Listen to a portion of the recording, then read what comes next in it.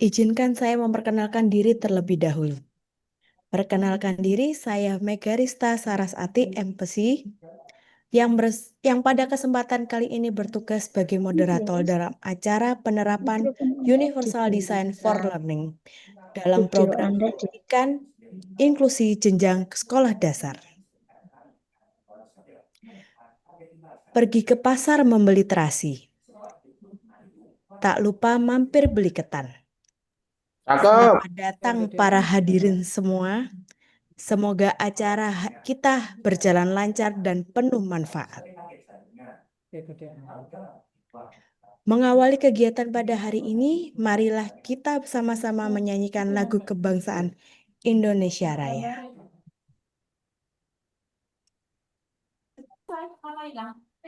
Loh kok gak suara nih kok? Cilik no gak?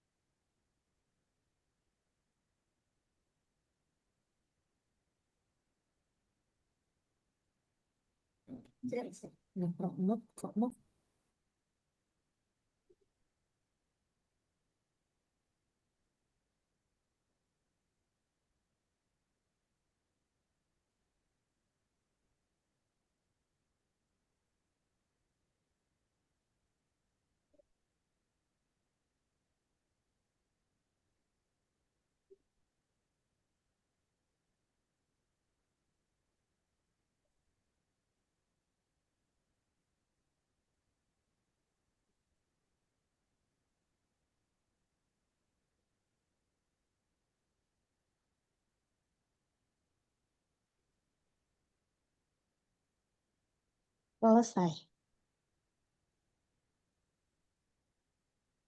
Mengawali kegiatan pada hari ini, marilah bersama-sama. Tadi sudah menyanyikan Indonesia Raya, dan jangan lupa untuk mengisi absensi. Maaf. Dan jangan lupa mengisi absensi menggunakan email belajar ID. Memasuki acara berikutnya, sambutan dari Kepala Bidang GTK Dinas Pendidikan Kota Surabaya kepada Ibu Tri Endang Kustianingsi MPD, dengan hormat kami persilahkan. Terima kasih Bu Mega, terdengar suara saya ya. Terdengar Bu Mega jelas? Terdengar jelas, Ibu.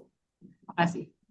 Baik, Bapak dan Ibu yang saya hormati, Bapak Ibu Kepala Sekolah yang sekolah dasar maupun swasta, kemudian juga Bapak Ibu guru ya, sekolah dasar se-Surabaya, terima kasih atas partisipasinya untuk bisa hadir pada kegiatan diseminasi pelatihan teknis bidang pendidikan inklusi. Assalamualaikum warahmatullahi wabarakatuh. Selamat siang, salam sejahtera untuk kita semua. Bapak Ibu, hari ini adalah hari kedua ya untuk diseminasi kemarin untuk jenjang SMP dan ini adalah untuk jenjang sekolah dasar. Nah, Bapak dan Ibu, kebetulan ini ada dua teman kita, Ibu Dr. Eka, kemudian Desti.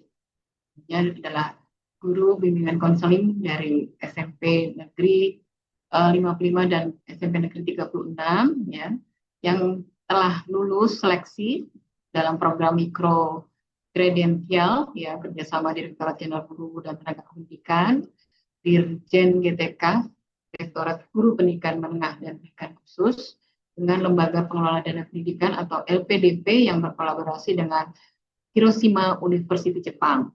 Jadi, ada dua guru kita Surabaya yang lulus seleksi dan ada 30 guru se-Indonesia yang mengikuti pelatihan dengan Hiroshima University atau Universitas Hiroshima Jepang, yang tentunya ini adalah ilmu yang nantinya dapat Ibu Bapak ya implementasikan di sekolah masing-masing, terutama sekolah dasar ya, karena sekarang kita telah mengimplementasikan atau menerapkan Permendikbud nomor 48 tahun 2023 tentang akomodasi yang layak ya, sehingga seluruh sekolah yang ada di Surabaya sudah barang tentu menerima anak atau siswa kebutuhan khusus. Nah, karena itu Bapak dan Ibu, mohon nanti kegiatan ini Bapak Ibu dapat disimak dengan baik, diikuti dengan baik ya. Jika ada permasalahan, terutama bagi sekolah yang baru saja menerima siswa berkebutuhan khusus, nah ini mungkin menjadi tempat untuk sharing itu ya, terkait kendala atau permasalahan yang dialami oleh Bapak dan Ibu guru di sekolah untuk mendampingi anak-anak istimewa kita. Tentunya Bapak dan Ibu di sekolah dasar terutama itu sejak tahun 2005 sejak awal itu telah melaksanakan ya, atau menyelenggarakan pendidikan inklusi ya.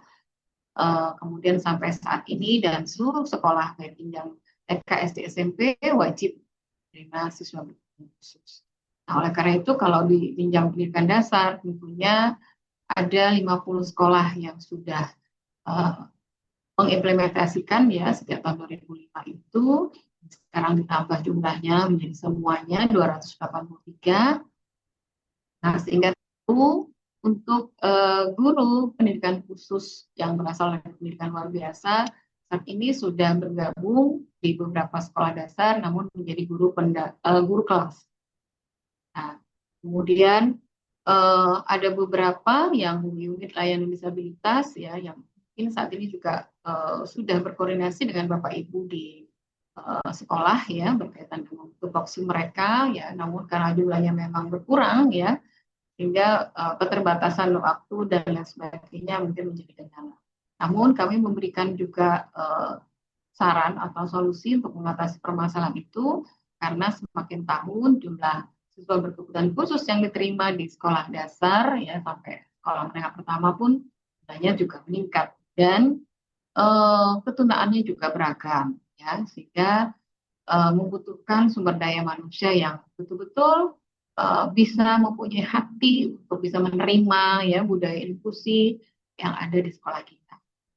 Dan Ibu, sejak awal inklusi ada di Surabaya, itu kita semua ya, walaupun kami atau kita semua ini bukan berasal dari background atau latar belakang pendidikan luar biasa, namun kita pernah bersama gitu ya, berjuang untuk bisa melaksanakan pendidikan inklusi ini dengan baik, kemudian mendapat bantuan dari teman-teman dari psikologi ya, pendidikan psikologi, kemudian juga ada yang luar biasa sehingga menambah kekuatan kita untuk mengimplementasikan pendidikan inklusi lebih masif lagi dan lebih maju lagi ya, secara pembelajaran, proses pembelajarannya juga lebih kualitas. Nah, Bapak Ibu yang saya hormati, nanti Bu Eka dan Bu Desti akan menyampaikan hasil yang didapat dari pelatihan ya, Namun kami tahu ketika daring dan ketika di jam yang sudah mulai siang seperti ini, ya pasti Bapak dan Ibu juga cukup lelah untuk menerima sebuah informasi ya atau belajar ya. Namun kami nanti juga akan mengevaluasi kembali ya Bu Eka untuk bisa diagendakan secara luring ya, kemudian dengan penyampaian materi yang lebih detail. Jadi kalau waktu hanya 1 jam, saya yakin memang tidak bisa semua ilmu diserap dengan mudah ya. Namun ini sebagai informasi awal Bapak dan Ibu ya, informasi awal bahwa kegiatan-kegiatan saat ini. Salah satunya pendidikan inklusi juga sebagai program unggulan dan program nasional ya, program prioritas dari pemerintah pusat atau Kementerian Pendidikan Dasar dan Menengah. Dan saat ini Bapak dan Ibu, semua program nasional atau program prioritas itu dilaksanakan melalui beberapa seleksi ya. Jadi ada seleksi dan itu bertahap, sekarang sudah masuk tahap 4. Maka Bapak dan Ibu Kepala Sekolah, ketika kami menyampaikan informasi tersebut, mohon disampaikan kepada Bapak Ibu Guru semua, karena bentuknya pelatihan sekarang tidak bisa diikuti oleh semua guru, namun diseleksi. Nah, dari hasil seleksi itu, teman-teman yang dilatih, perwakilan yang dilatih yang memang lulus ya untuk mengikuti pelatihan, itu nanti akan mendapatkan pendampingan ya, pendampingan dan penguatan dari panitia pusat. Kemudian nanti dari hasil pelatihan itu, Bapak dan Ibu akan mengimbaskan, seperti Bu Eka dan Bu Disti ini, mengimbaskan kepada Bapak Ibu Guru di semua jenjang, mau TK, SD, SMP, ya, SMA, SMK, SLB, ya, karena pendidikan inklusi itu untuk semua jenjang, dan nanti bisa diimplementasikan ke semua jenjang yang ada di Kota Surabaya. Nah, oleh karena itu Bapak Ibu, sekali lagi mohon disimak informasi kami ya ketika kami menyampaikan pengumuman apapun itu bentuknya dari kementerian, tolong Bapak Ibu mencoba untuk mengikuti ya.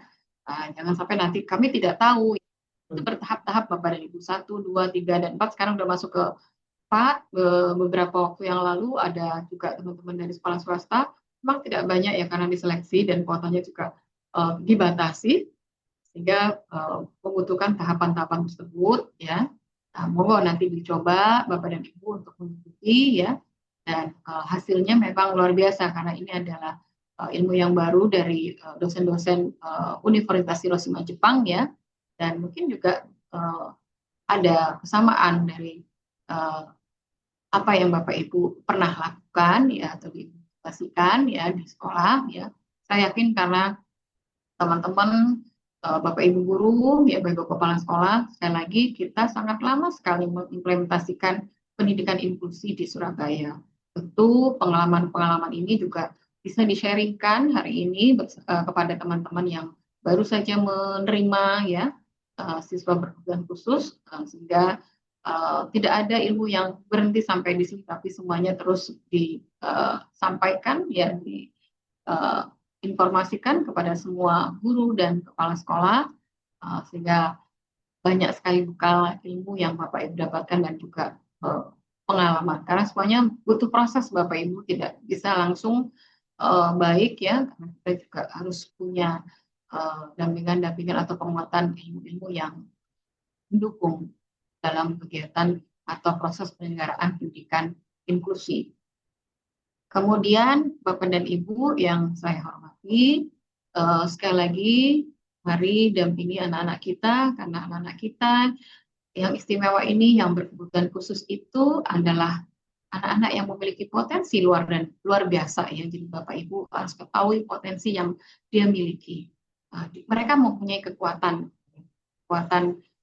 misalnya kebanyakan anak inklusi itu terutama yang autis ya, biasanya punya sesuatu kelebihan yang sangat baik ya, dan juga bervariasi. Kenali potensi mereka, itulah yang didukung Bapak Ibu, itulah yang didorong untuk dijadikan sebagai sebuah prestasi. Kegiatannya bisa di bidang olahraga ya, diri. Nah, harapan kami anak-anak kita yang asuh saat ini, dampingi saat ini, nantinya punya keterampilan life skill ya, bisa bermanfaat di masyarakat ya, untuk bekal hidupnya di masyarakat, Nah, ini butuh bantuan kita semua.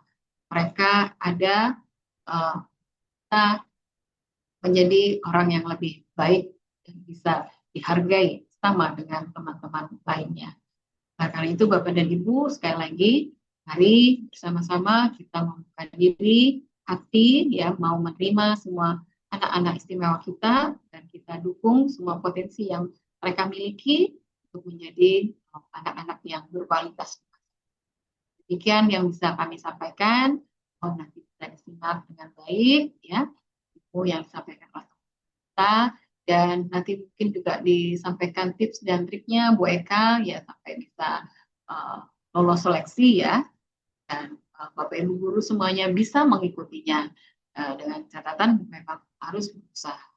Terima kasih dari kami, mohon maaf apabila ada kekurangan. Selamat mengikuti kegiatan ini dan semoga bermanfaat untuk Bapak Ibu semua. Saya akhiri, wassalamualaikum warahmatullahi wabarakatuh. Waalaikumsalam warahmatullahi wabarakatuh. Terima kasih, Ibu. Nah, kini kita memasuki acara inti, yaitu diseminasi penerapan Universal Design Learning dalam program pendidikan inklusi jenjang sekolah dasar. Acara hari ini akan disampaikan oleh dua narasumber kita yang luar biasa. Yang pertama adalah Ibu Dr. Eka Erawati, MPSI. Monggo Ibu, kita persilahkan.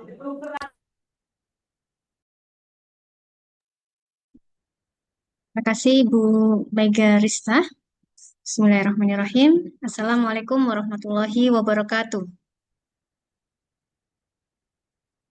Yang kami hormati, Kabid GTK Dispendik Kota Surabaya, Ibu Tri Endang Kustianingsih MPD, yang berkenan hadir pada hari ini dan membuka acara untuk hari kedua. Luar biasa karena beliau yang mengawal kami mulai dari pemberangkatan hingga acara selesai dan hingga hari ini menuju ke diseminasi untuk tingkat Kota Surabaya. Yang terhormat Bapak Ibu Guru SD sekota Surabaya, Alhamdulillah ini kesempatan yang luar biasa kami bisa bersilaturahim nih, dengan Bapak Ibu Guru di tingkat SD yang merupakan pintu gerbang pertama pendidikan dasar di Indonesia. Jadi salam kemarin dari Bapak Ibu di Kementerian Pendidikan Khusus, di mana guru-guru SD ini adalah guru yang paling mengawali mengenal bagaimana anak-anak berkebutuhan khusus ini bisa terlihat di awal mereka sekolah. Gitu. Bapak Ibu yang saya hormati, izin perkenalkan kami para peserta mikrokredensial, saya Bu Eka dari SMP Negeri 55 Surabaya, dan nanti ada narasumber kedua yaitu Ibu Disti dari SMP Negeri 36 Surabaya. Mohon izin, saya akan share screen terlebih dahulu.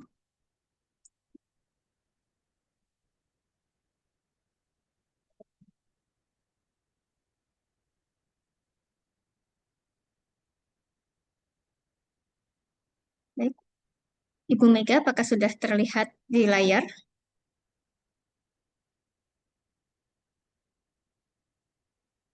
Sudah, Ibu. Nah, baik. Baik Bapak Ibu, tadi sudah disampaikan oleh Bu Endang mengenai program mikrokredensial. Saya diminta untuk berbagi informasi dan berbagi tips bagaimana Bapak Ibu sekalian nanti bisa mengikuti program ini, karena program ini dibuka untuk seluruh guru di Indonesia yang memiliki akses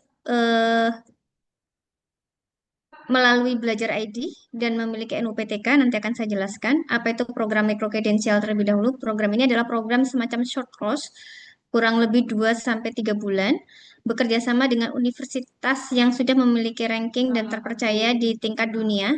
Jadi kalau pendidikan inklusif adalah dengan Universitas Hiroshima Jepang, sementara program-program yang lain yang tadi disampaikan Putri ada beberapa tahap, seperti literasi itu dengan Cambridge University, kemudian bimbingan dan konseling dengan Monash University, lalu ada STEM dan AI. Nah, program ini mungkin sudah hampir menuju tahap akhir seleksi, tapi insya Allah tahun depan masih ada lagi dan berkelanjutan. Mohon nanti bisa disiapkan. Bapak Ibu, mengingatkan kembali mengapa ada program ini harus terpantau misalkan di absensinya, mungkin di forum chat tadi yang bertanya, mohon di-share link lagi daftar hadir. Jadi untuk yang tim IT dari Bu Disti nanti bisa share kembali untuk link presensi, karena link presensi Bapak Ibu ini saya tampilkan nanti akan terekam atau terrecord di aplikasi namanya aplikasi Si Cipta GTK. Aplikasi ini bukan dari kami, aplikasi ini adalah dari Kemendikdasmen bidang GTK atau Direktorat Guru dan Tenaga Kependidikan. Siapa yang bisa mengakses sebenarnya bebas semuanya, tetapi yang paling mudah adalah Bapak Ibu guru yang memiliki akun Belajar ID. Sehingga kalau Bapak Ibu sudah klik akun Belajar ID emailnya, lalu di tombol sebelah kanan nanti akan ada tombol search. Bapak Ibu klik search, otomatis data Bapak Ibu akan tertaut di situ. Dan nanti tinggal submit. Nah, ini sudah saya tampilkan barcode untuk link presensi pada hari ini untuk tingkat SD. Yang belum bisa tadi bertanya linknya, silahkan bisa bisa melihat di layar, bisa langsung di scan barcode-nya menggunakan HP masing-masing. Monggo, saya kasih waktu mungkin beberapa saat. Jika sudah, nanti bisa berbagi dan share link dengan guru-guru lain di sekolah yang sama atau mungkin berbeda sekolah yang kesulitan untuk mendapatkan akses linknya.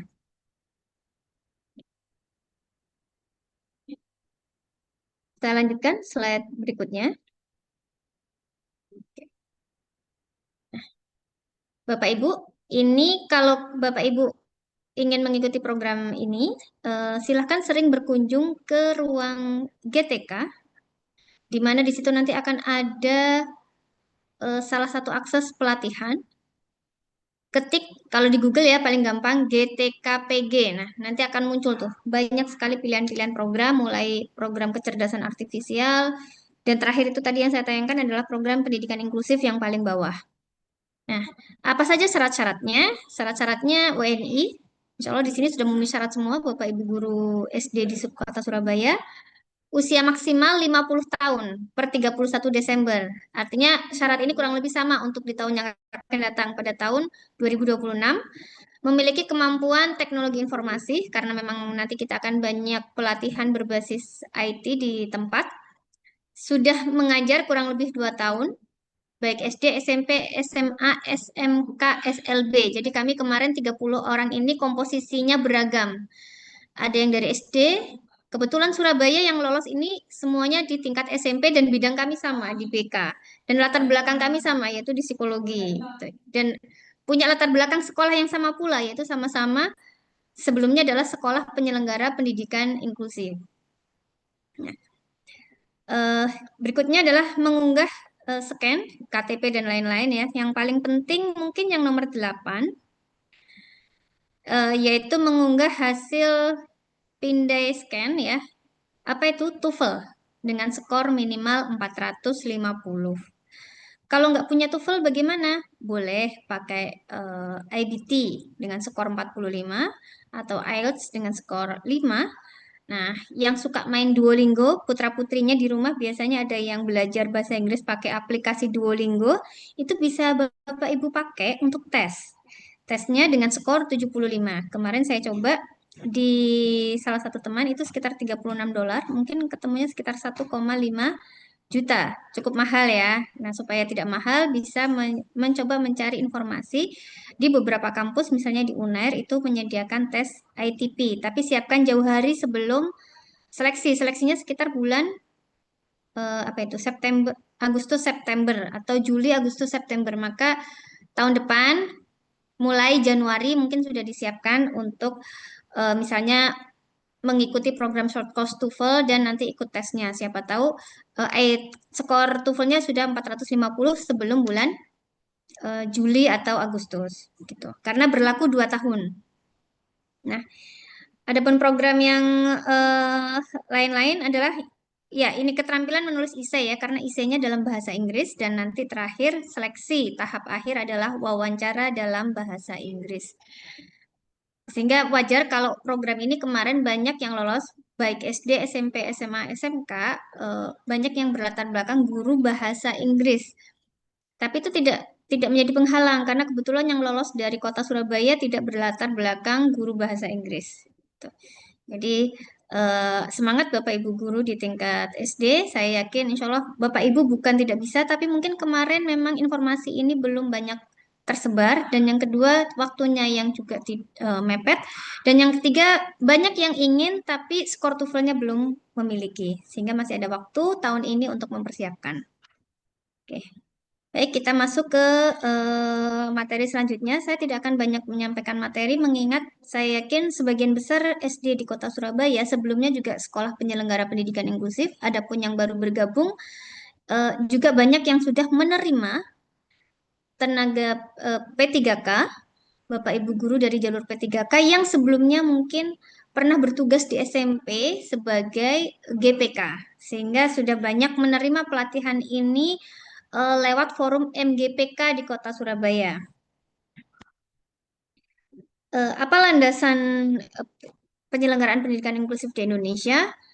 Yang pertama jelas landasannya adalah ini bukan hanya bicara tentang negara, tapi ini adalah konvensi dunia, yaitu konvensi deklarasi hak-hak anak, deklarasi Salamanca, kemudian konvensi hak penyandang disabilitas. Jadi isu ini adalah isu internasional. Nah, Indonesia sebagai bagian dari anggota PBB juga mengambil konvensi ini sebagai dasar untuk dibentuk peraturan baik itu di Undang-Undang Sisdiknas maupun di peraturan pemerintahan yang mengatur pelaksanaan pendidikan inklusif di Indonesia. Sehingga saat ini pendidikan inklusif itu bukan hanya milik mereka yang dulu sebagai sekolah penyelenggara pendidikan inklusif. Semua sekolah wajib, bahkan tidak hanya sekolah, universitas juga ternyata memiliki kuota untuk anak-anak berkebutuhan khusus. Jadi pintu gerbangnya dari mana Bapak Ibu? Tentu saja dari SD, karena SD lah yang merekomendasikan siswanya yang berkebutuhan khusus siapa saja dan nanti akan kami terima di tingkat SMP. Dan kami di tingkat SMP akan memberikan rekom ketika berikutnya mereka akan ke tingkat SMA atau SMK. Bagaimana perkembangan pendidikan inklusif di dunia? Ini sebagai prolog saja bahwa sebelumnya mereka yang unik, mereka yang berbeda, mereka yang istimewa, mereka yang dikatakan khusus itu adalah dianggap sesuatu yang aneh dan di luar kebiasaan. Sehingga yang gambar pertama warna orange itu adalah eksklusi. Eksklusi itu apa? Berarti di luar komunitas pendidikan. Mereka mungkin tidak mendapatkan treatment secara khusus. Ada yang, mohon maaf, mungkin kita pernah lihat istilah dipasung ya, karena anaknya aneh. Bisa jadi dia adalah anak-anak berkebutuhan khusus, masyarakat tidak paham ini jenis disabilitasnya apa, lalu mereka dipasung, tidak mendapatkan perlakuan yang humanis di sekitarnya. Nah, tapi kemudian bahwa lahir kesadaran, anak-anak ini sebenarnya harusnya diberikan pendidikan, diberikan wadah.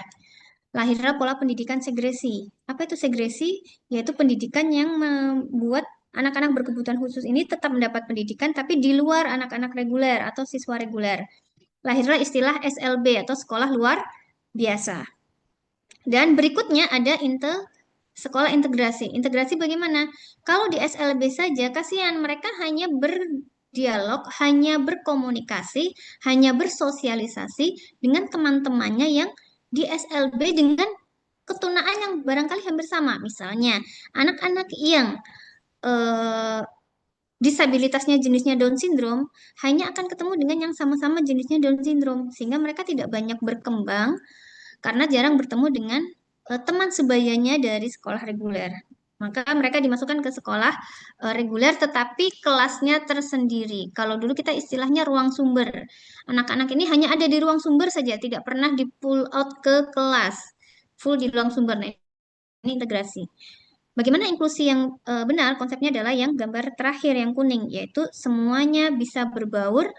Tidak hanya mereka di ruang sumber, tapi mereka juga bisa ikut kegiatan pembelajaran di kelas. Saya yakin kalau Surabaya itu sudah di tahap yang keempat. Jadi Bapak Ibu gurunya, siswanya, orang tuanya sudah banyak yang sadar tentang pentingnya pendidikan inklusi. Tapi di daerah-daerah lain, berdasarkan cerita kemarin dari 30 peserta se-Indonesia, masih banyak daerah-daerah yang baru memulai, baru berjalan, bahkan baru mengenal beberapa istilah disabilitas. Bahkan di sekolah, para GPK ini butuh effort yang luar biasa untuk bisa membudayakan Bapak Ibu guru, wali murid menerima keberadaan mereka yang istimewa di sekolahnya. Oke, berikutnya adalah prinsip atau esensi pendidikan inklusif adalah pendidikan yang nantinya melahirkan keadilan di gambar yang terakhir. Apa bedanya dengan yang gambar-gambar sebelumnya? Bahwa sebelumnya pendidikan itu inequality. Apa itu? Bahwa mereka dengan modal yang berbeda, dengan capaian yang berbeda, mereka tidak bisa mendapatkan hasil yang sama. Sehingga kita akan melihat bahwa di salah satu sekolah akan lahir anak-anak yang super pintar gitu ya, dan anak-anak yang dapat labeling mereka yang terbawah, nilai terbawah, rapot merah dan lain-lain. Tapi kemudian lahir bagaimana anak-anak yang tadinya tidak terfasilitasi, kemudian mereka bisa mendapatkan equality. Oh enggak, fasilitasnya harus sama nih. Dikasih fasilitas yang sama. Kalau dana BOS kan sama semua ya. Equality, kesetaraan. Jumlah dana BOS per siswa sama. Bukunya sama. Apalagi kalau di sekolah negeri hampir semuanya equality, sama. Nah, tapi equality ini belum menghasilkan sesuatu yang maksimal karena anak-anak tertentu dengan fasilitas yang sama belum tentu bisa menghasilkan capaian belajar yang sama. Maka dari itu lahirlah equity. Itu yang diharapkan. Pendidikan itu melahirkan sesuatu yang bukan setara, tapi kalau equality itu kesetaraan ya, equality of gender, kesetaraan gender, istilah ini sering dipakai. Tapi kalau equity ini berkeadilan. Hampir mirip dengan justice, tapi berkeadilan itu adalah bahwa anak-anak tertentu, misalnya untuk membaca, dia hanya butuh 1-2 kali pembelajaran di tingkat SD. Misalnya Calistung, Bapak Ibu Guru yang kelas 1 ini pasti luar biasa sekali. Ada anak yang begitu masuk SD, dia sudah bisa Calistung, atau belum bisa Calistung, diajari 2-3 kali pertemuan, dia bisa Calistung dengan lancar. Tapi ada anak yang butuh beberapa kali, bahkan mungkin 1 semester, dia baru bisa Calistung. Maka lahirlah pendidikan inklusif ini memfasilitasi mereka yang memang capaian pembelajarannya berbeda dari mereka yang reguler. Gitu nih Bapak Ibu. Adapun justice, justice ini adalah menurunkan yang tadinya pohonnya tetap dibiarkan sama. Kalau kita di sekolah berarti capaian pembelajarannya dibiarkan sama, hanya tahapnya yang diperpanjang untuk mereka yang masih kurang tadi pemahamannya. Kalau yang ini adalah mungkin seperti kurikulum merdeka ya, capaiannya diturunkan. Jadi kalau sama-sama belajar menghitung, ada satu anak, satu kelas targetnya Bapak Ibu adalah sudah bisa menghitung angka 100. Tapi untuk anak-anak berkebutuhan khusus mungkin diturunkan capaiannya menghitungnya hanya angka 1 sampai 10. Begitu. Recording stopped. Oke. Nah, apa saja jenis-jenis disabilitas? Ini mungkin saya tujukan untuk teman-teman atau Bapak Ibu guru yang dari tingkat SD yang sebelumnya tidak ada background sekolah penyelenggara pendidikan inklusif. Jenis-jenis disabilitas ini banyak sekali dan belum tentu anak yang masuk ke SD itu sudah mendapatkan record dari psikolog atau hasil tes psikologi. Tapi Bapak Ibu bisa mendeteksi dengan melihat dari luarnya, kira-kira anak saya ini termasuk yang mana? Apakah dia termasuk yang gangguannya sensori? Misalnya, ada beberapa anak SD saya pernah menemukan kasus penglihatannya itu -8. Berarti dia masuk di mana? Visual impairment. Jadi ada gangguan penglihatan. Nah, lalu ada gangguan pendengaran. Mungkin anak ini setiap kali diterangkan tidak bisa menangkap dengan jelas. Bisa jadi dia ada gangguan pendengaran, hanya saja orang tuanya belum sadar, belum menyadari.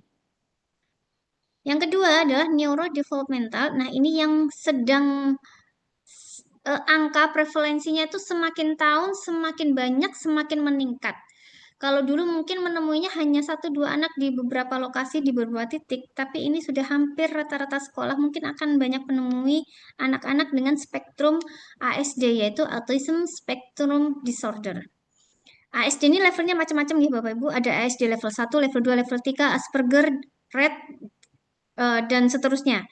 Nah, yang tidak banyak disadari adalah ASD level 1 terkadang sulit dibedakan dengan yang sebelahnya, yaitu ADHD. Attention Deficit Hyperactive Disorder. Mungkin Bapak Ibu mengenali gini, anak saya ini tidak bisa berhenti bergerak di kelas, muter aja. Jangan-jangan dia hiperaktif, tapi nanti dilihat dulu hiperaktifnya jenis yang mana, apakah ADHD ataukah mungkin ASD level 1. Kalau ASD level 1 itu susah berkomunikasi, tetapi mereka masih memiliki tingkat intelektualitas yang hampir sama dengan para siswa reguler. Lalu ada learning. Ini mungkin ada beberapa film yang pernah memerankan atau menceritakan tentang disleksia. Film India, saya lupa judulnya, tapi film itu sangat bagus menceritakan bagaimana anak disleksia belajar karena mereka tidak bisa menangkap huruf dengan baik. Huruf yang ditulis Bapak Ibu di papan tulis bisa jadi ditangkap dengan terbolak-balik oleh mereka yang mengalami learning disabilities, khususnya disleksia. Kalau diskalkulia berarti kesulitan menghitung, disgrafia adalah kesulitan grafis atau menggambar. Berikutnya adalah intellectual disabilities atau gangguan intelektual. Kita bisa melihat di ciri-cirinya, misalnya anak-anak dengan wajah 1000. Bapak Ibu tahu wajah 1000? Wajah 1000 itu terkenal di sebagai wajah yang mirip dengan Tionghoa ya. Mohon maaf untuk saudara-saudara Tionghoa karena memang maksudnya mongoloid, wajah dengan ciri mongoloid tetapi berbeda dengan orang pada umumnya karena ciri-cirinya biasanya bisa dilihat dari struktur wajah yang hampir sama. Yaitu kromosomnya juga sama, yaitu terbentuk di kromosom 21 atau kita kenal dengan Down syndrome. Yang ketiga, yang berikutnya adalah physical atau health condition. Ini macam-macam bentuknya. Mungkin yang paling umum adalah cerebral palsy. Lalu emotional dan behavioral challenge. Ini gangguan emosional. Ini yang paling banyak ditemui tetapi tidak aware karena yang dikenal misalkan anak saya suka tantrum, anak saya suka mengganggu anak lain, misalkan suka melempar penghapus, mengganggu teman-temannya. Bisa jadi dia adalah anak dengan emotional challenge. Biasanya para psikiater itu punya nama-namanya. Contohnya adalah jenis disabilitasnya adalah conduct disorder. Dan ini pengobatannya, saya pernah mengantar salah satu murid saya, pengobatannya tidak bisa hanya sekedar terapi, tapi memang mereka butuh ditenangkan dengan beberapa terapi medis. Dan tidak semua orang tua siap jika anaknya mendapatkan terapi medis karena takut bagaimana kalau nanti anak saya ketergantungan obat. Nah, mungkin nanti dibahas lebih lanjut karena memang ini hanya sekilas saja. Dan yang berikutnya adalah speech and language disorder atau gangguan bahasa. Kalau ada Bapak Ibu yang menemui muridnya masih belum bisa lancar berkomunikasi, bisa jadi dia mengalami gangguan speech delay atau speech disorder. Oke. Nah, ini yang nanti akan banyak dibahas dan dikupas oleh Bu Disti mengenai UDL. Jadi kami kemarin dari Universitas Hiroshima banyak belajar, tekanannya adalah di Universal Design for Learning, yang mana konsep ini itu menjadi landasan penyelenggaraan pendidikan inklusif di Jepang, dan itu saya pikir juga di seluruh dunia, di mana Universal Design for Learning ini adalah pendekatan pembelajaran yang bisa mengakomodir semua siswa secara fleksibel di sekolah dengan berbagai macam kebutuhannya. Apa saja poinnya? Poinnya adalah di engagement, yaitu keterlibatan siswa, semuanya bagaimana mereka bisa terlibat dalam proses pembelajaran. Kemudian representation. Representation ini adalah bagaimana guru, dalam hal ini tekanannya adalah di guru, bisa memberikan informasi kepada siswa dan sampai ke mereka dengan berbagai metode, baik itu visual, auditory, maupun kinestetik. Dan yang ketiga adalah action atau expression, bagaimana siswa yang telah mendapatkan intervensi pembelajaran mereka bisa menampilkan atau mendemonstrasikan hasil belajarnya. Nah, Bagaimana UDL ini dijalankan? Strateginya adalah nanti dengan differentiated instruction strategies. Mungkin Bapak Ibu lebih kenalnya pembelajaran berdiferensiasi. Kalau yang pernah ikut guru penggerak, ini banyak dibahas pembelajaran berdiferensiasi. Apa saja itu? Ada 6 hal, yaitu yang pertama flexible grouping. Mereka boleh belajar dengan kelompok mana saja sesuai dengan kebutuhannya. Kemudian adjustable assignment, yaitu tugas yang disesuaikan. Dan berikutnya adalah independent study. Mereka bisa punya program pembelajaran mandiri. Kemudian compact the curriculum. Kurikulumnya dipadatkan sesuai dengan kebutuhannya. Lalu learning centers, yaitu pembelajaran yang berbasis atau terpusat pada siswa. Dan tiered assignment, yaitu penugasan yang bertingkat atau disesuaikan dengan kemampuan siswa atau tingkat kemampuan siswa. Begitu. Nah, tinggal 2 slide lagi Bapak Ibu saya. Selain nanti UDL yang akan banyak dibahas oleh Ibu Disti, kemarin yang banyak disampaikan adalah mengenai social emotional learning. Mengingat ini kayaknya PR besar di semua sekolah yang memiliki anak-anak dengan kebutuhan khusus yang berbeda-beda. Mengingat mereka rata-rata memiliki gangguan sosial emosional learning, mau Down syndrome, autis, ADHD, ataupun tadi fisikal dan lain-lain. Karena mereka berbeda, seringkali mereka mendapatkan perlakuan yang tidak sama dari orang-orang di sekitarnya. Sehingga mereka mengalami beberapa gejala seperti kecemasan, diisolasi secara sosial, bahkan bisa menjadi korban bullying. Nah, sel ini nantinya diharapkan mampu menyediakan sesuatu yang kita bisa hadir ke mereka dalam bentuk memberikan motivasi, mereka bisa lebih confidence, ada rasa percaya bahwa kalau mereka di sekolah mereka akan baik-baik saja dan mereka lebih resilience. Resilience itu berarti apa? Lebih memiliki daya tahan atau daya lenting. Gitu. Nah, bagaimana kemudian UDL ini di prinsipnya nanti akan disampaikan dengan strategi DI akan dibahas lebih lanjut pada slide berikutnya di pemaparan yang akan disampaikan oleh Bu Disti. Dan terakhir, nah ini Bapak Ibu, jadi bedanya UDL dengan DI, bahwa UDL ini adalah rumahnya, gitu ya. Kalau DI ini adalah semacam apa yang akan kita lakukan di rumah itu. Diharapkan seluruh Indonesia sudah memiliki cara berpikir universal design for learning. Siapapun yang ke sekolah, mereka adalah bagian dari putra-putri anak Indonesia yang berhak untuk kita didik. Sebagai gambaran ya Bapak Ibu, salah satu peserta kemarin yang ikut di program pelatihan kami dari SMP di Toli-Toli, jumlah siswanya mungkin kalah dengan SD di Surabaya, hanya 42. Satu SMP hanya 42. Maka mereka harus siap menerima siswa dalam keadaan apapun ke sekolah. Sementara di kota tersebut tidak ada SLB. Maka guru-gurunya yang tadinya tidak paham tentang anak-anak berkebutuhan khusus, pada akhirnya tetap harus belajar. Karena memang sekolahnya terbatas, siswanya terbatas. Untuk dapat sertifikasi, mereka harus mempertahankan para siswa itu bisa sekolah.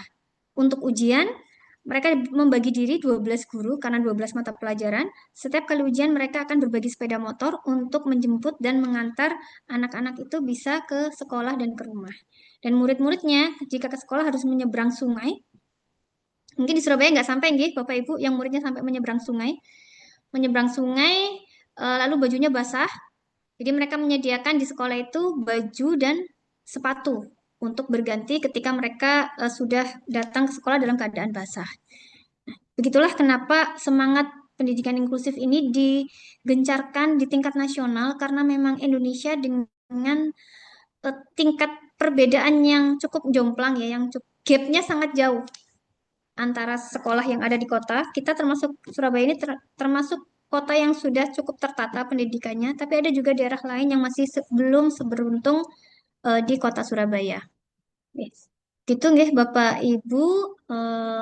Sekali lagi, inclusion is not a place but a way of thinking and acting. Jadi buat and school, jadi inklusi atau cara berpikir inklusi eh, atau pendidikan inklusi itu kita tidak berpikir tentang tempatnya atau sekolahnya, tetapi kita semuanya, baik pemegang kebijakan, Bapak Ibu guru, eh, orang tua wali murid, masyarakat yang ada di sekitar sekolah bisa memiliki cara berpikir yang inklusif dan cara bertindak yang inklusif.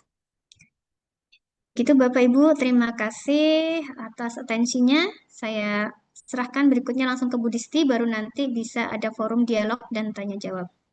Billahi taufiq walhidayah. Wassalamualaikum warahmatullahi wabarakatuh.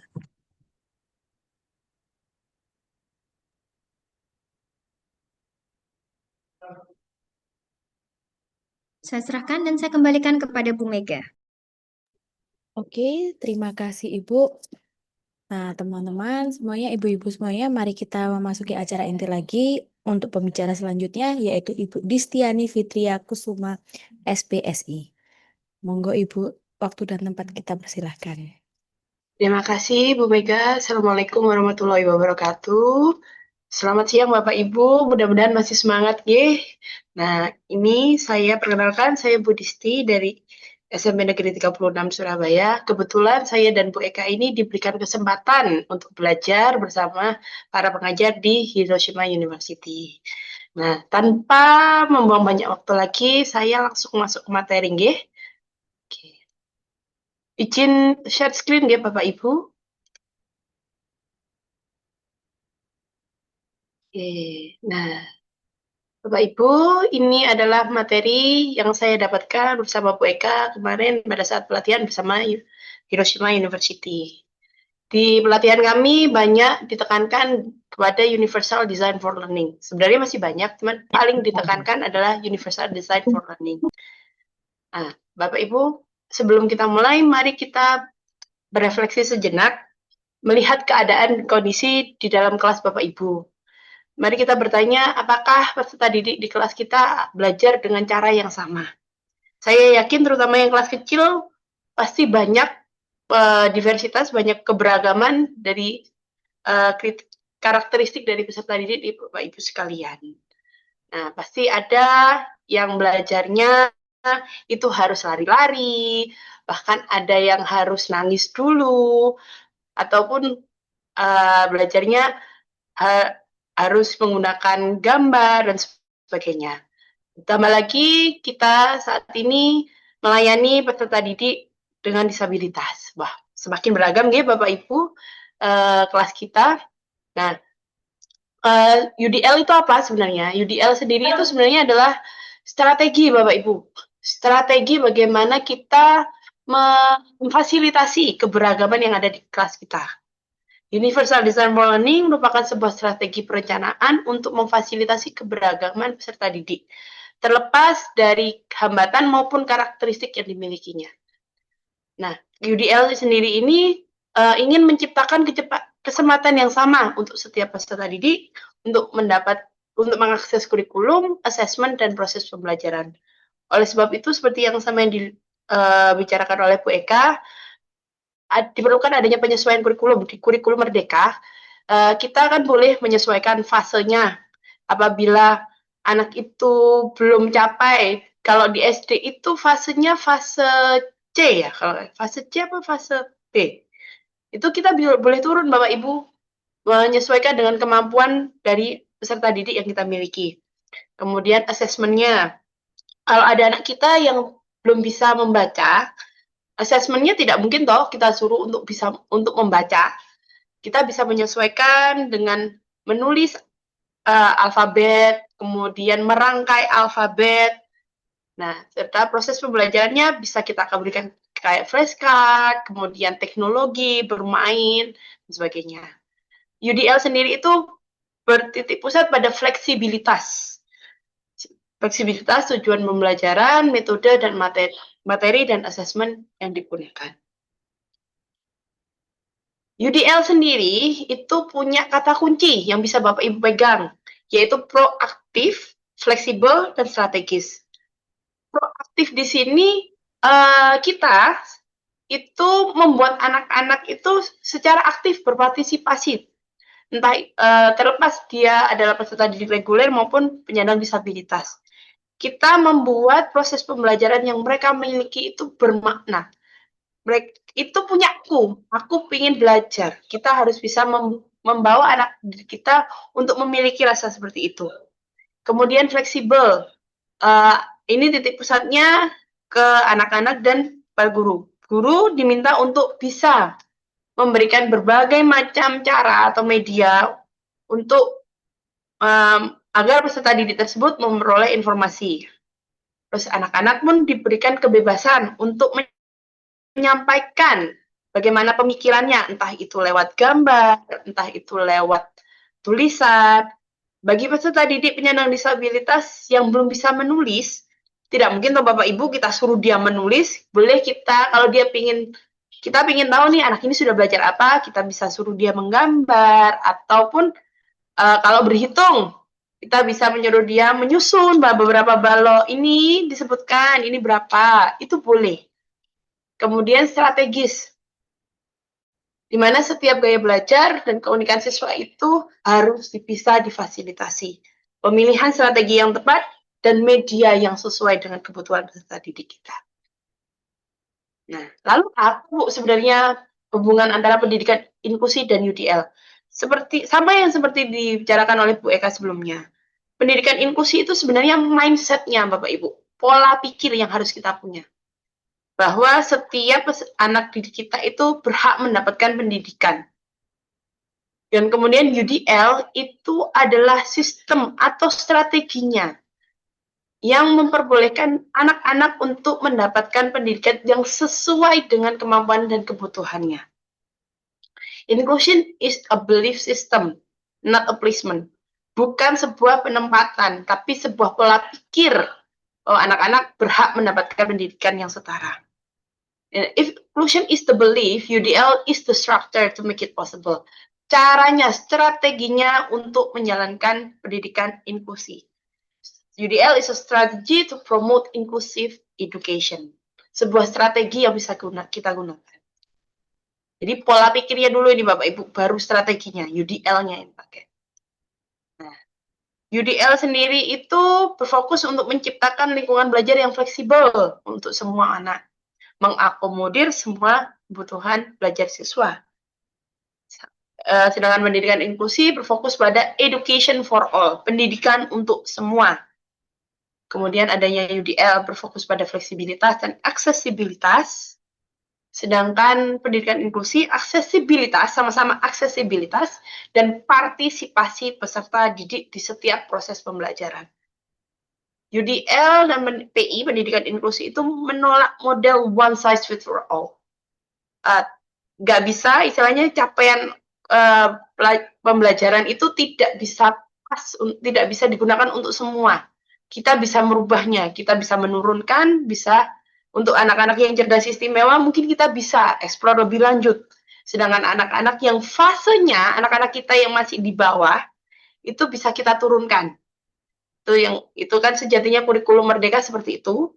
Capaian pembelajaran itu bisa dinaik turunkan, disesuaikan dengan kebutuhan dari peserta didik kita.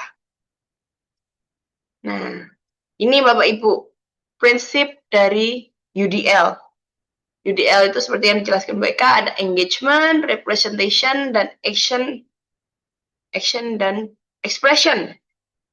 Nah, ini bahasa Inggris semua Bapak Ibu pasti ini. Nah, ini bahasa Indonesianya. UDL itu, kan saya bilang tadi adalah sebuah strategi, sebuah sistem. Nah, butuh kerjasama orang tua, sekolah, guru, dan pihak profesional lainnya. Saya yakin SD sebagai pintu gerbang peserta didik kita untuk mendapatkan pendidikan sebelum mereka ke jenjang selanjutnya. Mari kita sama-sama istilahnya melihat kemampuan mereka, keunikan mereka. Mungkin bagi peserta didik penyandang disabilitas bisa apabila panjenengan semua punya, oh sepertinya anak ini memiliki kelebihan khusus. Mereka masih membutuhkan seperti penyesuaian. Boleh Bapak Ibu langsung segera dideteksi dini. Karena UDL ini nggak bisa tercapai kalau kita nggak ada kerjasama dari orang tua. Mungkin panjenengan bisa langsung untuk ngobrol dengan orang tuanya. Nah, seperti apa anak ini di rumah. Nah, UDL itu prinsipnya sendiri kan engagement. Bagaimana anak itu mau belajar. Bagaimana anak itu mau belajar. Seperti yang saya bilang tadi, pembelajaran itu milik mereka, bukan kita, Bapak Ibu.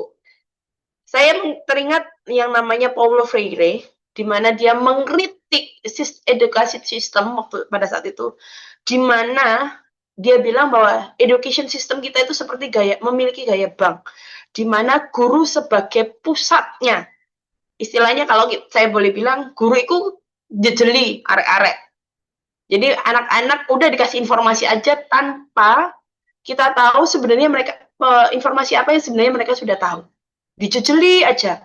Itu mungkin kurikulum sebelumnya. Tapi UDL itu tidak mau seperti ini. Tuh, mereka UDL itu ingin bahwa anak-anak itu memiliki proses pembelajarannya. Kemudian ada yang representasi, bagaimana anak itu bisa mengerti. Gampangannya adalah dari gaya belajar. Kita kenal kinestetik, terus kemudian visual, auditory. Bawa desain yang ada di dunia nyata dan berikan contoh di dunia nyata. Kita bisa buat kita bisa buat proses pembelajaran kita dekat dengan mereka. Mengambil contoh-contoh yang ada di kehidupan sehari-hari. Mungkin untuk yang belum bisa berhitung, bisa kita gunakan pakai transaksi jual beli. Nah, kemudian design movement of action and expression. Bagaimana anak-anak itu menunjukkan ekspresinya. Seperti yang saya bilang tadi, kalau anak belum bisa baca, Bapak Ibu, kita bisa memberikan kesempatan dia mengekspresikannya lewat menggambar. Seperti itu. UDL itu prinsipnya seperti itu. Tapi itu tidak bisa dilakukan tanpa adanya kerjasama. Contoh, bisa jadi di jenjang kelas 2 sudah diterapkan. Kemudian di jenjang kelas 3 ternyata masih ada miss pemahaman antara Bapak Ibu semua yang akhirnya hanya membuat anak berkebutuhan khusus tersebut tersisihkan. Atau yaudah anak ini pokoknya yang anteng di kelas. Jangan seperti itu Bapak. Di kelas 2 dia sudah diberikan layanan yang terbaiknya, mari kita bawa itu ke jenjang selanjutnya. Nah. Bu, apa bedanya UDL itu dan DI? Atau yang kita kenal sebagai pembelajaran berdiferensiasi.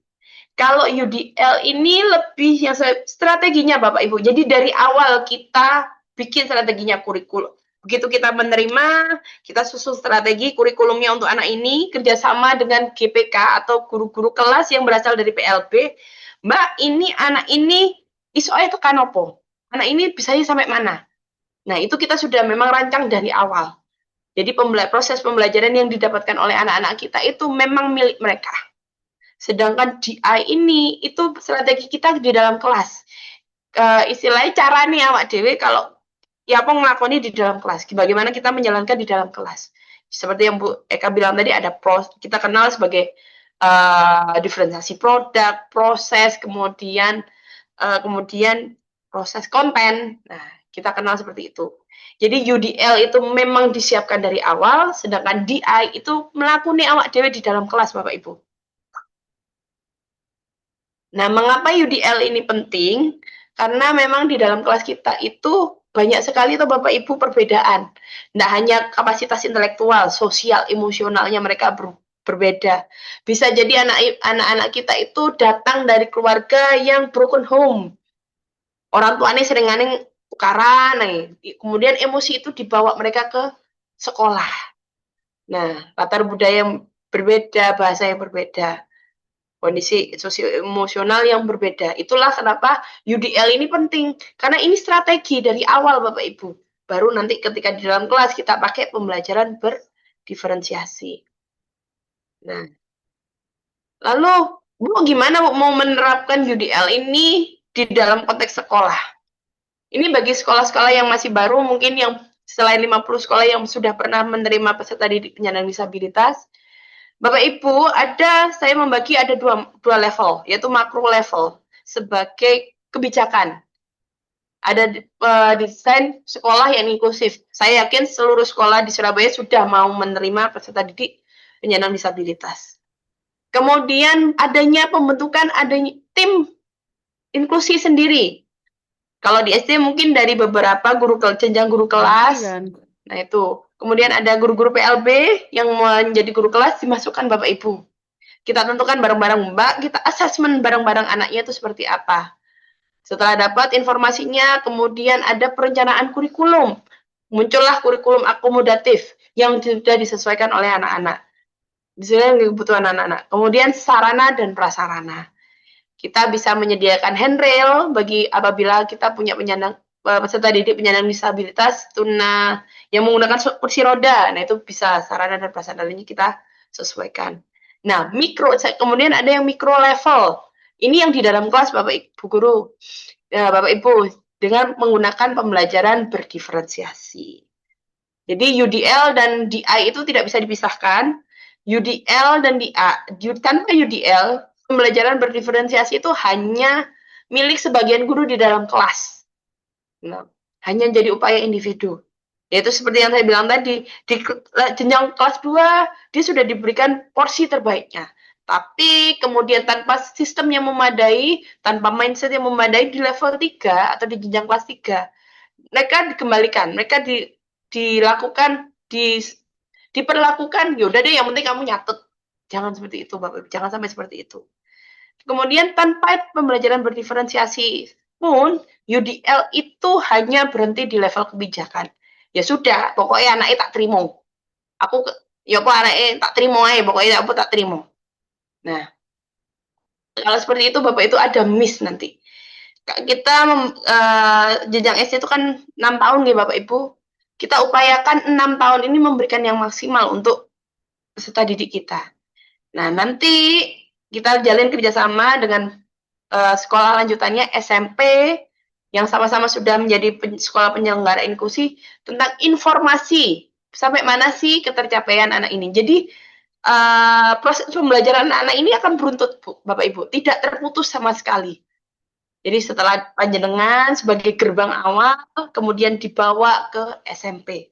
Saya pun sebagai guru SMP membutuhkan bantuan panjenengan semua untuk mengidentifikasi secara dini anak-anak penyandang disabilitas.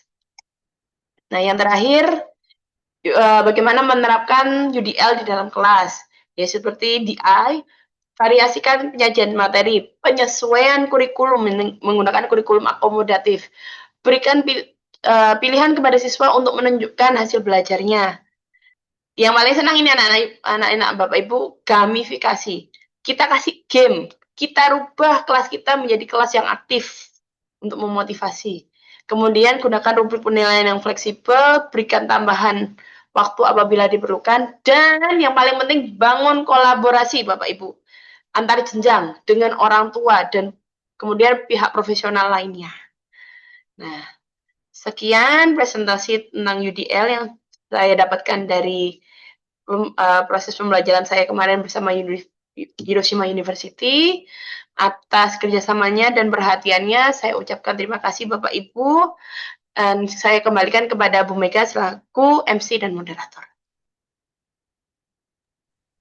Terima kasih kepada para narasumber atas penyampaian materinya. Berikutnya kita masuk pada sesi tanya jawab. Untuk peserta yang ingin bertanya, dipersilakan mengangkat tangan atau menuliskan pertanyaan pada kolom chat. Diberi berapa orang ini Bu untuk bertanyanya? Mungkin dua Ibu, mungkin 2. Oke, monggo. Mengingat waktunya juga sudah sore nih, sudah menjelang 02.30, jam 2:30. Monggo dipersilahkan Bapak Ibu.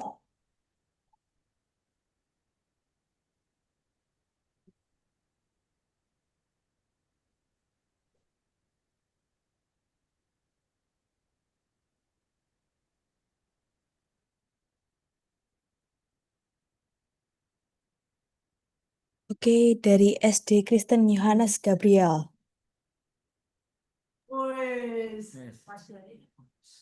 Selamat siang, Ibu.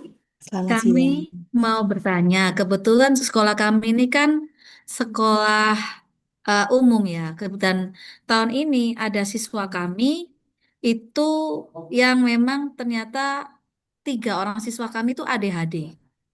Nah, pertanyaan kami tuh ketika rapotnya, takutnya nanti kan rapotnya siswa ini kan dia belum bisa menyesuaikan dengan materi yang sekolah kami umum reguler. Itu bagaimana ya solusinya? Mohon pencerahannya, Bu. Oke, terima kasih. Selanjutnya,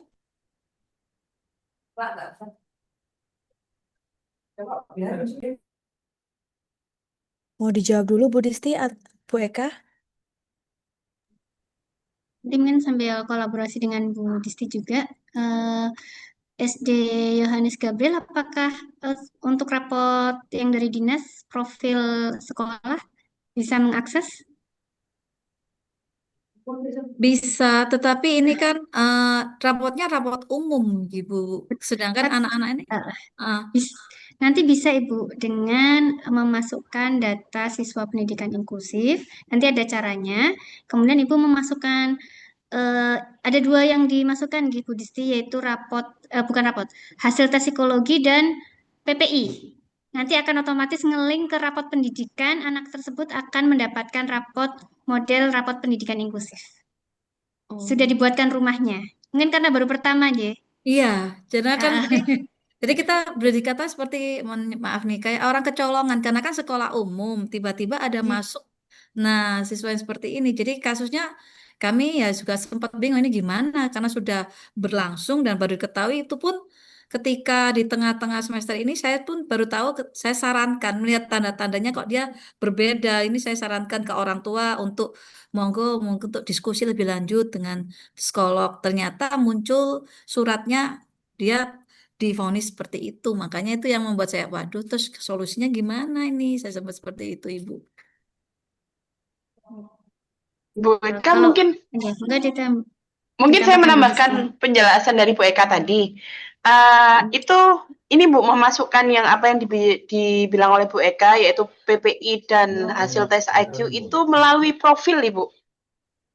Nah, profil sekolah terus kemudian profil siswa. Nah, itu nanti itu ada setiap nama itu yang untuk siswa yang diduga adalah memiliki keistimewaan, itu panjenengan bisa masukkan PPI dan hasil tes IQ-nya di situ. Nanti benar apa yang dikatakan Bu Eka, nanti langsung nge-link Bapak Ibu. Jadi rapotnya itu langsung berubah deskripsinya. Begitu. Assalamualaikum. Ambil sapu. Mm-mm. Sudah paham Kak Ibu? Sudah, iya, baik. Siap. Ya. Nanti bisa koordinasi lagi, bisa tanya jawab lagi di luar sesi ini. Monggo Ya, Pak terima Ahmad. kasih. Nggih. Monggo Pak Ahmad Trawiki.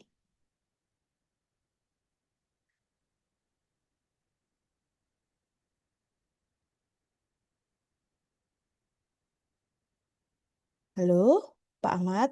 Ya, Oke. ya. Terima kasih atas kesempatannya.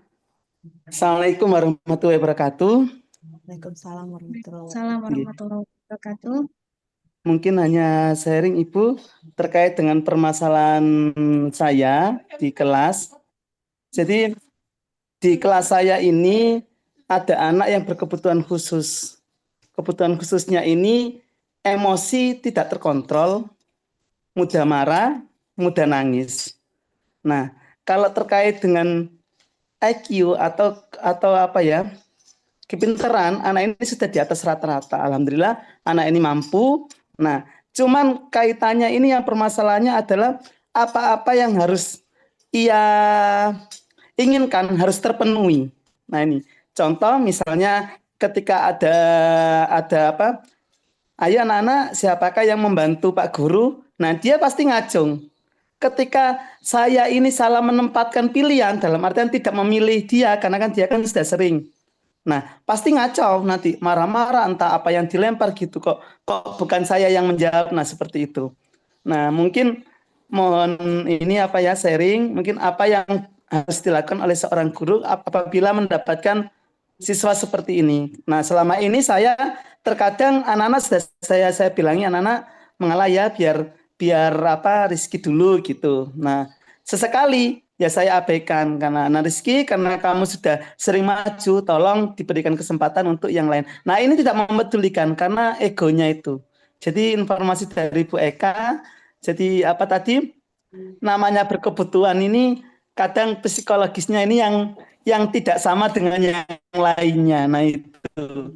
Nggih, itu saja mungkin Bu Eka, Bu Distin, mohon pencerahannya. Terima kasih. Saya akhiri. Wassalamualaikum warahmatullahi wabarakatuh.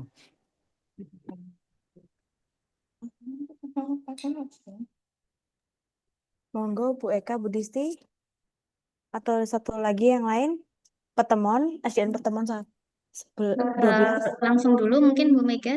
Iya, pertemuan 12. Maksudnya biar satu-satu. Oh, langsung dulu. Oke.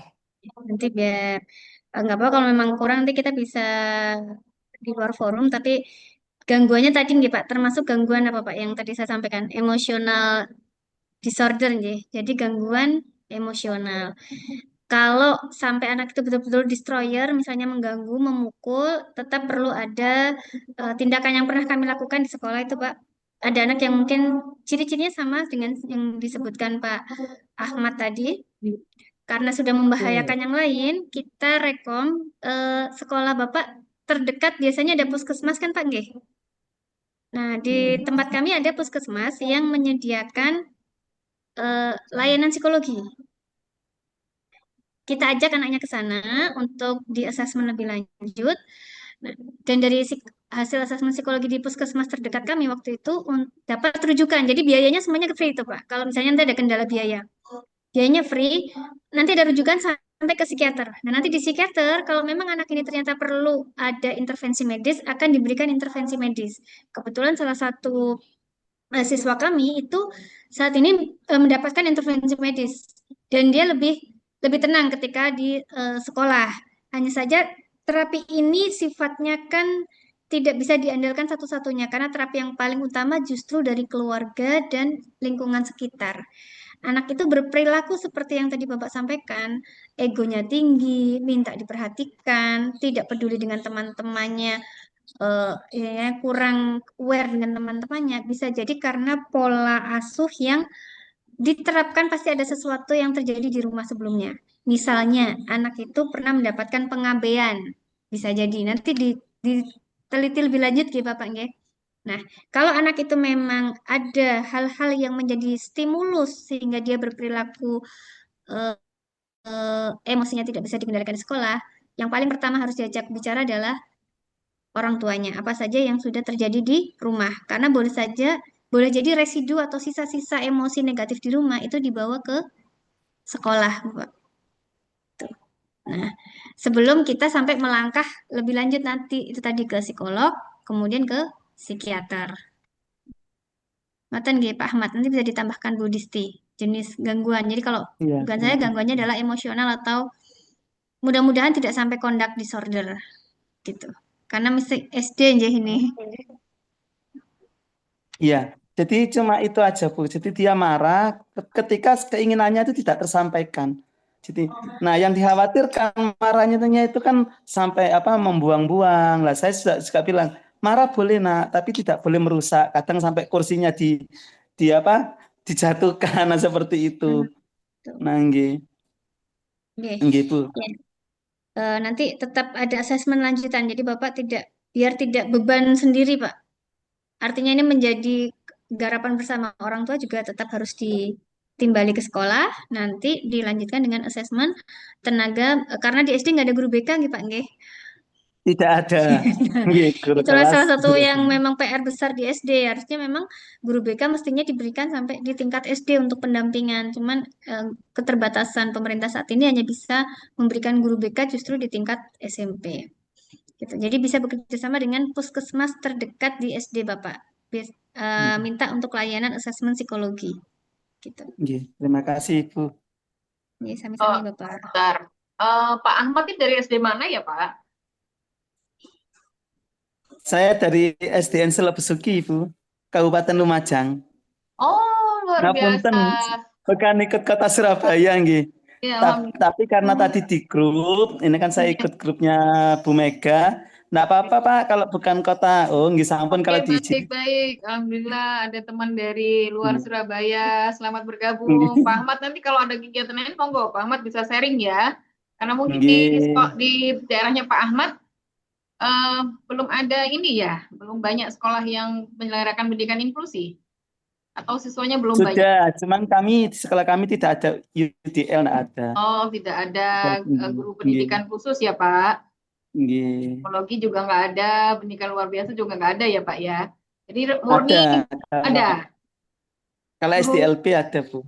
Oh enggak, maksud Nggih. saya di sekolah Bapak itu ada guru yang berlatar belakangan pendidikan luar biasa atau psikologi? Mboten, tidak ada, Oh tidak ya, ada. artinya kan semuanya guru, GTK. kelas, dan mata pelajaran ya. Iya, betul. Oke, merangkap jadi guru pendamping khusus. Oke. Iya. Oke. Yang disampaikan Bu Eka tadi betul Pak. Coba nanti Bapak berkoordinasi dengan kepala sekolah untuk bisa dialih tangan ya, sementara ke puskesmas gitu. Referralnya berkoordinasi dengan puskesmas tempat ya. Kalau memang terjadi permasalahan yang agak berat. Nah, namun memang program parenting yang harus dikuatkan juga ya Pak. Komunikasi atau koordinasi dengan orang tua siswa yang lebih paham kondisi keadaan anaknya di rumah. Nah, itu betul yang disampaikan Bu Eka. Mungkin nanti lebih banyak menjalin kerjasama dengan puskesmas jika ada psikolognya. Biasanya ada Pak, tapi nggak tahu ya kalau di daerah Bapak. Mudah nanti dicari tahu dulu Pak. Iya. Ya, terima kasih Bu. Memang ini informasi dari Bu Eka, memang belum saya lakukan. Selama ini saya hanya koordinasi dengan orang tua sama kepala sekolah. Jadi saya ke orang tuanya pernah saya panggil, ya saya informasikan seperti itu. Yang sabar Ibu, karena kan memang anaknya kan gampang marah Bu, terus kadang nangis laporan ke orang tuanya ke sekolah itu. Makanya Biasanya sekalian saya informasikan. kemauan anaknya sering diikuti oleh orang tuanya. Iya. Nah, anaknya kan cenderung apa yang diinginkan Oh iya, itu mungkin nggih. ya diberikan. Berarti orang tuanya cenderung mengalah dan memberikan apa yang diinginkan anak. Nah, mungkin lebih banyak ya tadi program parenting ya Pak ya, didampingi orang tuanya. Nanti juga Nggih, banyak terima sharing kasih. dengan teman-teman kami, teman-teman kita yang ada di Surabaya, ada tim dari BK, kemudian juga ada tim dari guru-guru pendidikan luar biasa yang di SD ini banyak sekali ya. Bisa bergabung di sana Bu Mega, mungkin bisa membantu juga Pak Ahmad ya jika ada permasalahan lainnya. Terima kasih Pak Ahmad sudah bergabung dengan kami. Nggih, sami-sami Bu. Nun, salam untuk teman-teman di sana ya. Boleh Nggih, dilanjut Bu siap. Mega selanjutnya. Monggo untuk SDN Petemon. Satu lagi ya. Ya, terima kasih, Bu. Sudah terdengar suaranya, nggih? Sudah. Baik, gini, kami ingin menanyakan sesuatu seperti ini. Kebetulan kami itu mendapatkan satu siswa, sekarang anaknya sudah kelas 2. Jadi waktu kelas 1 dulu kan, setelah diterima itu kan ada seperti observasi. Nah, sejak observasi itu anaknya sudah terlihat agak berbeda seperti itu. Cuma anaknya ini daftarnya tidak melalui jalur inklusi. Begitu, jadi melalui jalur zonasi. Nah, ketika anaknya sudah masuk, itu memang apa yang hasil kita observasi saat itu memang betul. Anak ini secara dilihat mata aja itu sudah terlihat agak berbeda. Bukan fisiknya, tapi melainkan anaknya sikapnya itu agak berbeda. Seperti misalnya suka ngomong sendiri, kadang tiba-tiba teriak-teriak seperti itu. Nah, ini kami sudah berusaha untuk berkoordinasi dengan orang tua, namun orang tua ini sepertinya kok tidak menunjukkan keterbukaan yang kita harapkan seperti itu. Kemudian ketika ada orang dinas itu yang datang ke sekolah kami, Pak Ridho, itu juga sudah membantu kami untuk menjembatani ke orang tua anak ini, tapi tetap belum belum menerima. Jadi orang tuanya ini belum menerima seperti itu. Sampai di kelas 2. Nah, terakhir ini di kelas 2 ini juga sudah Pak Ridho dan kami ini juga sudah berusaha untuk ngomong pelan-pelan seperti itu. Tapi tetap orang tua ini tidak menunjukkan kerjasama yang baik. Nah, ini yang ingin kami tanyakan.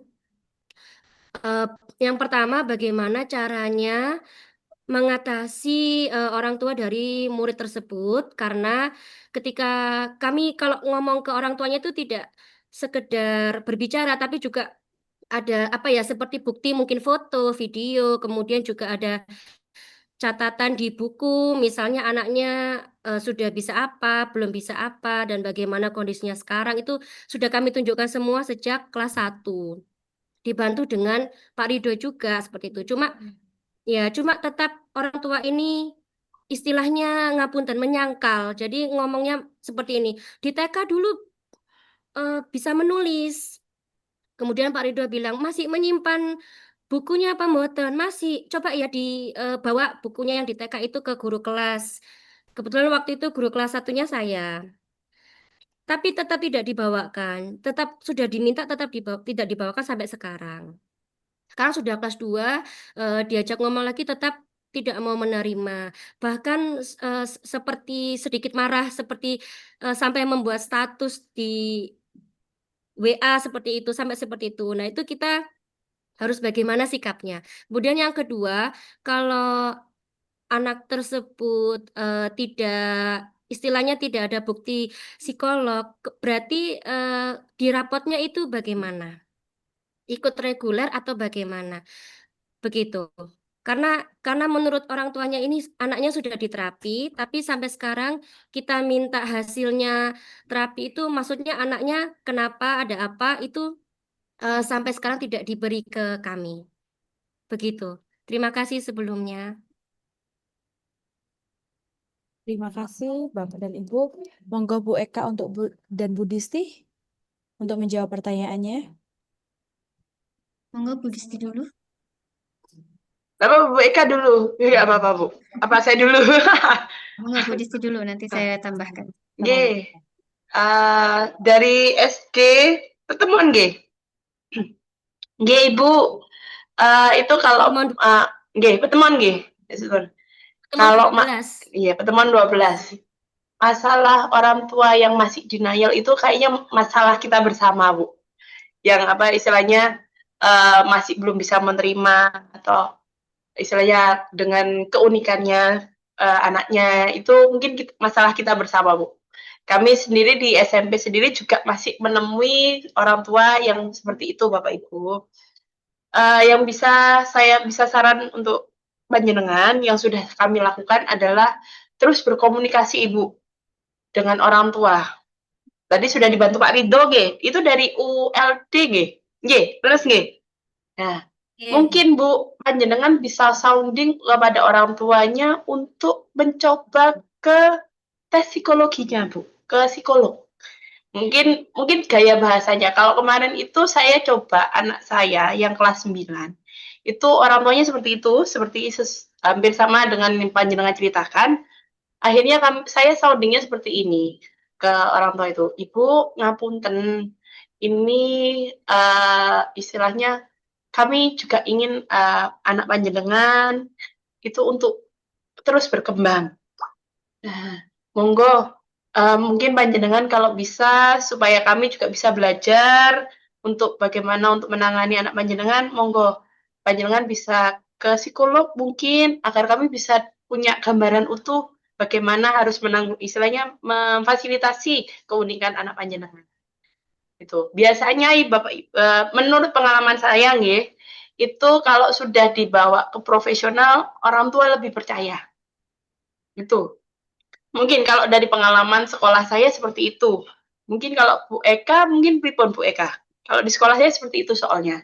Jadi untuk menanggulangi orang tua yang masih denial, saya geser ke psikolog atau pihak profesional. Seperti itu. Iya. Bu, mohon maaf, izin menjawab.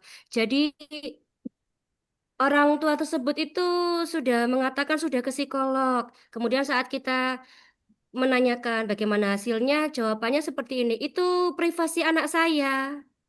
Seperti itu. Padahal waktu itu yang meminta juga Pak Ridho. Jadi Bapak tidak punya hak untuk menanyakan tersebut. Itu privasi anak saya. Seperti itu, Ibu. Iya, padahal orang tuanya nggih, dua-duanya ini orang rumah sakit semua, padahal bapak ibunya. Cuma ketika kita minta baik-baik, jawabannya seperti itu. Begitu, Ibu. Gimana, nggih? Monggo Boleh Bu tanya, Bu, Hmm.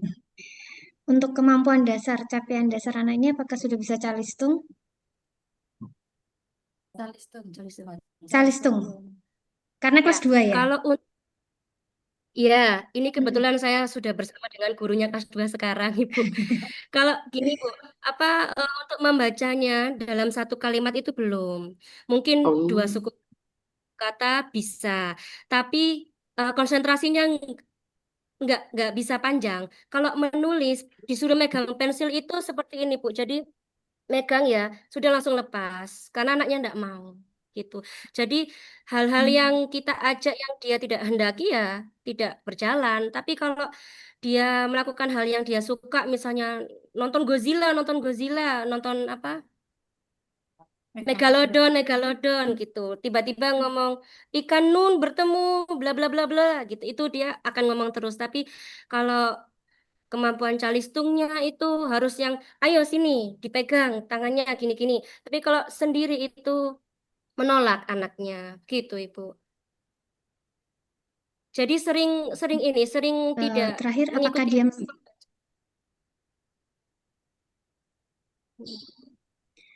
dia mengganggu atau destroyer dengan teman-temannya? Mengganggu. Kalau anaknya sedang Apakah anak ini mengganggu? tantrum, iya, kalau ketika tantrum iya mengganggu. Misal menusuk temannya pakai pensil. Kalau dia misalnya mau pulang, belum waktunya pulang, sabar, belum dijemput, langsung langsung ambil sesuatu gini, ditusuk-tusuk atau apa ini namanya, mencengkram temannya seperti itu, Ya, gitu Ibu. baik. Ini mungkin strategi ini bisa dipakai, Bu. Saya pernah kurang lebih juga kasusnya sama, tapi tingkatnya di SMP. Orang tuanya denial, tidak mau juga bekerja sama. Kami minta tolong orang terdekat yang ilmunya lebih dari orang tua itu. Maksudnya begini, kebetulan ada salah satu kerabatnya yang ahli farmasi waktu itu. Dan penjelasannya bisa diterima. Jadi barangkali karena tadi informasinya dari Bapak Ibu, beliau-beliaunya ini adalah orang dari rumah sakit, ngoten nggih. Nah, bisakah misalnya SD pihak sekolah ada kenalan misalkan wali murid lain yang punya profesi dokter misalnya yang bisa memberikan penjelasan lebih untuk Bapak Ibunya. Karena mungkin dia hanya membutuhkan validasi penjelasan yang lebih rinci dari orang yang dianggap lebih ahli. Terkadang penjelasan kita sebagai guru misalnya diragukan karena tidak ada catatan medisnya. Ini bisa jadi alternatif. Nah, yang kedua, ada juga murid kami yang seperti itu yang akhirnya dibiarkan sampai di kelas 9, baru terakhir merasa membutuhkan keterangan pendidikan inklusif adalah ketika mau ke SMK atau SMA tidak bisa diterima di sekolah negeri manapun. Ternyata dia membutuhkan keterangan siswa berkebutuhan khusus agar bisa diterima di SMA atau SMK negeri. Gitu. Jadi akhirnya yang menyadarkan orang tuanya adalah fakta di lapangan bahwa anaknya hanya bisa masuk ke sekolah negeri dengan jalur pendidikan inklusif. Nah, karena ini masih kelas 2, mungkin orang tuanya memang belum membutuhkan surat keterangan itu mengingat belum ada seleksi ke SMP atau MTS atau sederajat. Jadi orang tuanya merasa belum membutuhkan itu saat ini karena masih tingkat kelas 2 SD. Tapi untuk rapotnya masih tetap reguler kan, Bu, saat ini? Nggih, reguler. Rapotnya masih reguler. Nah, mudah-mudahan ini positive thinking aja. Salah satu pembicara kami di pelatihan kemarin, mungkin Bu Disti masih ingat, salah satu dosen PLB, beliau baru bisa membaca di kelas 4 SD. Dan bisa mau menjelang menjadi profesor. Ternyata memang ada beberapa anak yang baru bisa membaca, ternyata di kelas 4 SD, bisa jadi memang mereka baru bisa terlihat potensinya, kecerdasannya itu belum di bawah kelas 4. Karena kecerdasan anak perkembangannya berbeda-beda. Begitu, Ibu. Jadi mungkin butuh bersabar sebentar, nanti di kelas 3, kelas 4, kalau memang orang tuanya merasa anaknya baik-baik saja, nanti yang akan menanggung pada akhirnya orang tuanya ketika sekolah lanjutan. Begitu. Jadi Ibu jangan terlalu terbebani ini je, karena orang tuanya sudah merasa anak saya baik-baik saja. Nanti bisa saling sharing yang sudah punya pengalaman di sekolah lain. Monggo.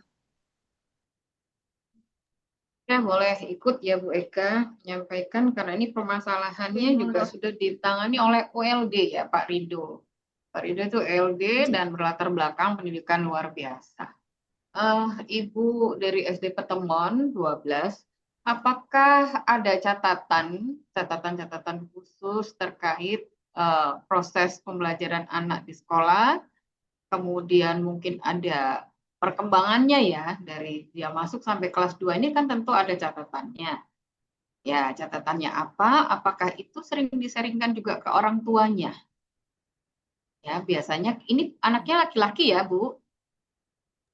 G laki-laki. Ya, laki-laki itu biasanya memang agak terlambat ya dari sisi otaknya kan memang otak kanan kirinya kan tidak seimbang, otak kanannya lebih banyak, otak kirinya yang kurang ya, sehingga dia memang perkembangannya agak lambat dibandingkan dengan anak perempuan. Kemudian saya akan tanya tadi ya, saya tanya lagi, perkembangan yang Ibu catat apa Bu yang sudah diseringkan ke orang tua? Iya, iya saya catat Ibu. Jadi yang waktu kelas 1 dulu kenaikan kelas, saya sharing ke orang tuanya itu perkembangan mulai dari pertama kali masuk sampai akan kenaikan kelas tuh seperti ini. Kan saya buat apa seperti dadu buat ibu-ibu Tulis ya, seperti itu nggih. Ibu tulis ya, itu Ibu Iya, rekamnya rekam iya, tertulis ya. Nah, terus iya, ada nggak tertulis rekaman sama videonya gitu Bu? Rekaman video gitu ada.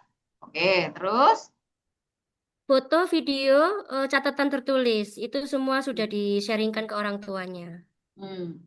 jawaban orang tuanya apa? Kalau boleh tahu, apakah dokter atau apa medis yang lain apa Bu? Background orang tuanya itu? Kalau ayahnya itu kepala IGD di rumah sakit, kalau yang mamanya ini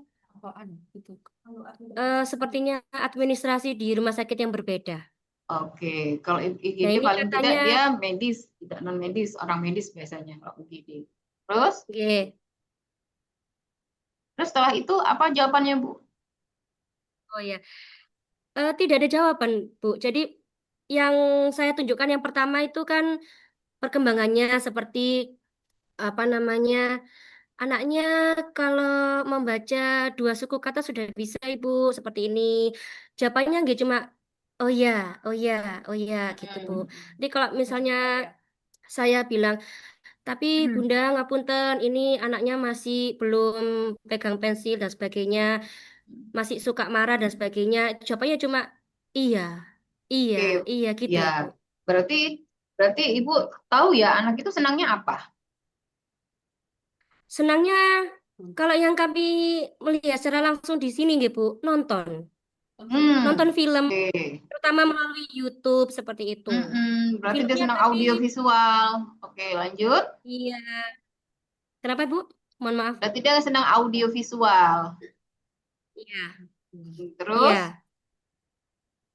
Terus pernah coba kita coba tayangkan di kelas misalnya karena kan oh anaknya suka nonton. Berarti kita coba pembelajarannya melalui video itu juga sudah pernah tapi tetap tidak tertarik. Jadi tertariknya itu yang dia suka aja gitu Ibu. Ya seperti tadi Godzilla, Megalodon, ikan pun pokoknya yang dia suka-suka aja. Ya, memang Ya. anak laki-laki itu hampir rata-rata memang kebanyakan yang lebih berperan otak kanannya ya yang senang happy-happy, senang bermain, masih seperti itu. Jadi kalau masih kelas 1 dan 2 masih bisa ditoleransi, Bu, ditunggu dulu ya. Bisa saja nanti di kelas 3 atau 4 itu ada perkembangan. Nah, jika itu memang fatal, tidak ada dan lain sebagainya gitu ya. Tapi berkomunikasi kan bagus ya, masih bagus ya.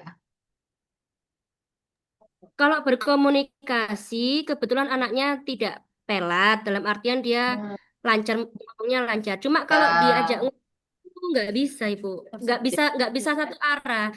Misalnya sudah makan ikan nun ya, ikan nun lompat ya. Jadi kayak seperti itu, Bu.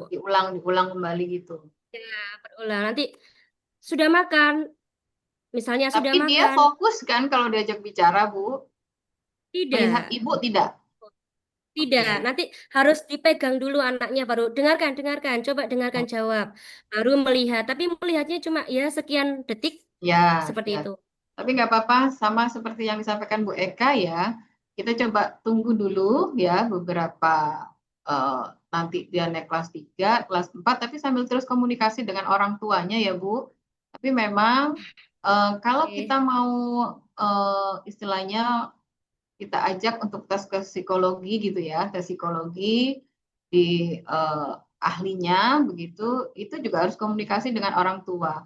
Kira-kira jika itu nanti ditangani oleh sekolah, kemudian dikomunikasikan dengan orang tua, apakah orang tuanya berkenan? Kalau berkenan, ya kita harus merelakan untuk membiayai agar mendapatkan rekomendasi dari ahli psikologi gitu ya.